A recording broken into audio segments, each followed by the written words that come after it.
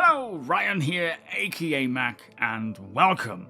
Alpha 4.2.1's new event finally brings the industrial content players have been asking for.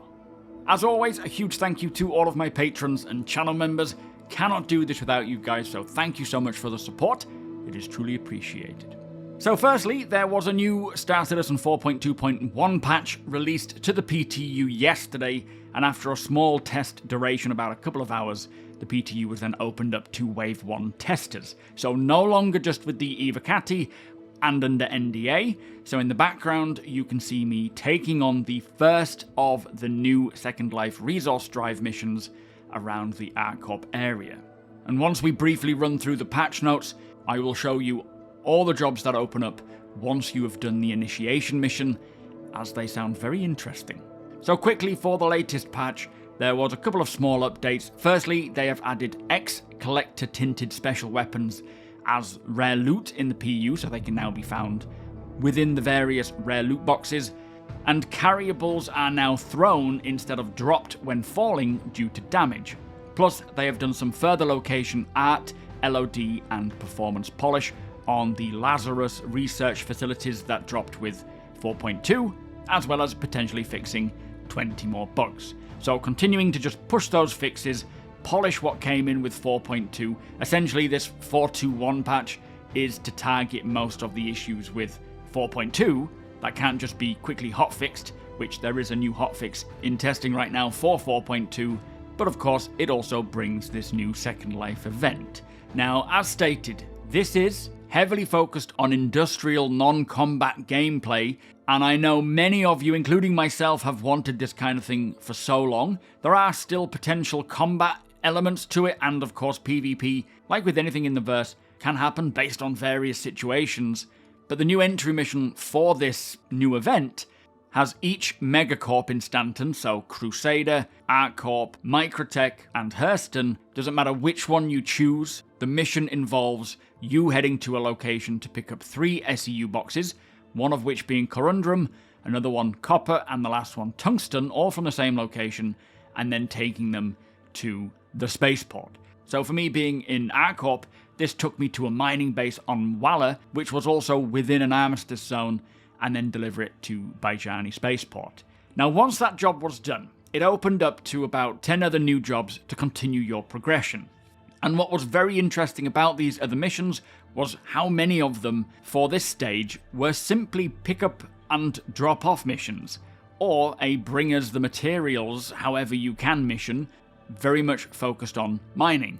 None of which took you to locations that were specifically dangerous, and often the case ones within armistice zones. Now, there are obviously some other missions there that can take you to more dangerous locations, and that's not to say that your run won't go as planned, as of course, as is the nature with Star Citizen, pirates could be hiding and waiting for you, but I feel that the sheer number of missions and players doing this kind of thing as it scales, the chances are, most times out of 10, it'll go without a hitch.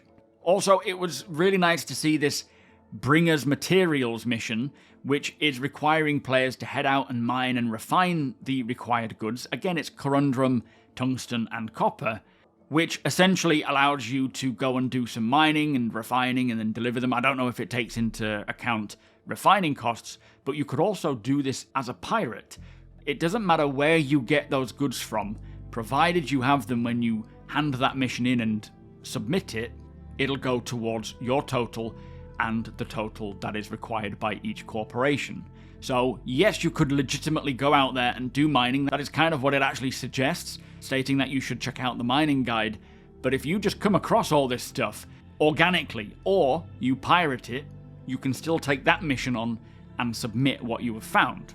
Now, looking at these sort of simple hauling missions, the pay scales, as you would expect, according to the size of the shipment, but also the dangers. For these recovery cargo missions, this is generally taking you to a location that is not in an armistice zone and could have NPCs that will attack you, as these pay a little bit more, even though the cargo volume is lesser due to those potential dangers involved. Be that PvE or PvP, but again, with the numbers of missions that there will be and the number of players taking part, in many cases, even these types of missions that are to recover cargo, it'll go without a hitch. In fact, a friend of mine took on a recover cargo mission that took him to one of these sort of random FOB points of interest that were brought into the game a while back and have had zero gameplay associated with them. It was Rico's remains on Hurston, and he said he didn't see a single person. But bear in mind, that was during the Evocati phase, so a lot less people playing anyway. But these places, like Rico's remains, no one ever goes there, because there's never a reason to. Now there is, people I'm sure will check these places out, but there are so many of these locations and many others, so with this new mission system, these recover cargo missions will probably send you to so many different locations, splitting that player base up quite drastically, making it harder for pirates or murder hobos to find you. Now I do want to stress though, that having an escort or support is always recommended, but of course, as we know, that cuts into profits.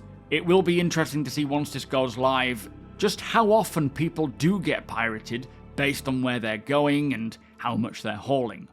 But the point here is that from what I have played and been told about with PTU 421, this event is finally bringing a lot of non-combat missions, or at least half or more of the content being non-combat specific. And again, although pirates will certainly be out there in force during this event to capitalize on these pickings, the fact that it seems that the materials required for this job are just copper, tungsten and corundum is it's not really in their interest to jack players, as the value of these commodities are low. Now that's not saying that they won't do it for the thrill of it. We know murder hobos especially like to just blow people up, but the low value commodities will certainly play a part in whether or not pirates will be interested or not. Also, it does appear that there will be rewards as you progress through your total SEU, the amount that you manage to deliver for each corporation, and with each corporation you can deliver these goods to all of them or just one, it is up to you, and as you progress through 85 SEU, 311, 777 and 1582 SEU, with each of them you get a reward. I don't know what it is, it's likely going to be some form of skin or, I don't know, clothing item for example, but you can do it with all of them, and these missions can be shared, provided those in the party have passed that first initiation mission.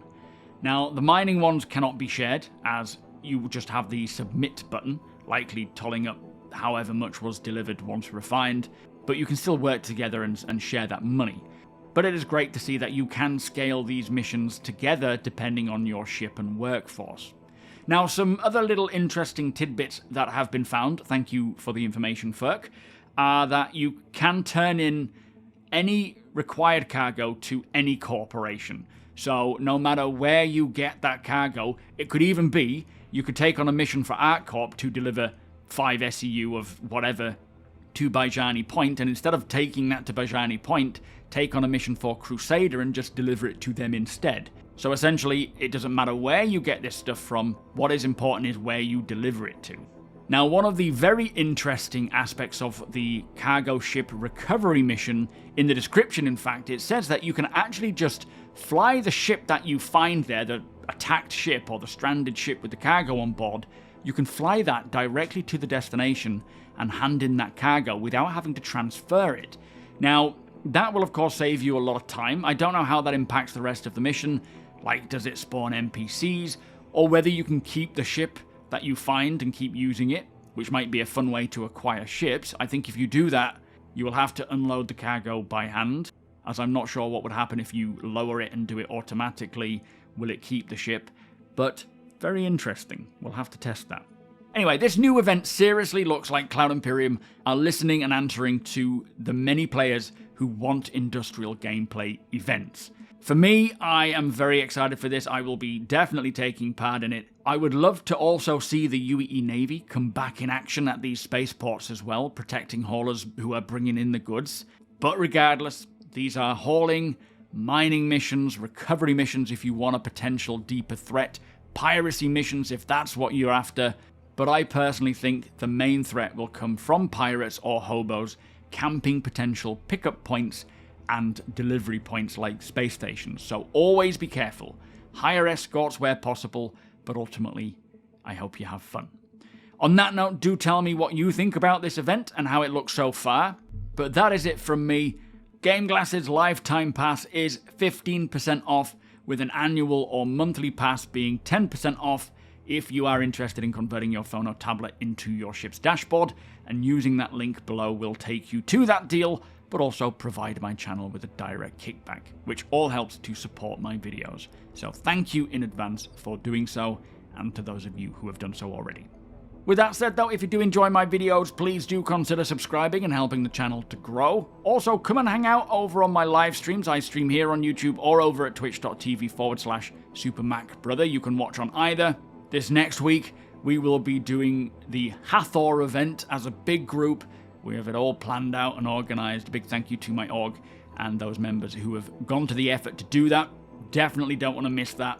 Hit the thumbs up if you don't mind, it does the channel a big favor, and tick that notification bell if you'd like to be notified when my videos go live. Again, a big thank you to my patrons and channel members. Thank you for watching, and I'll see you in the next one.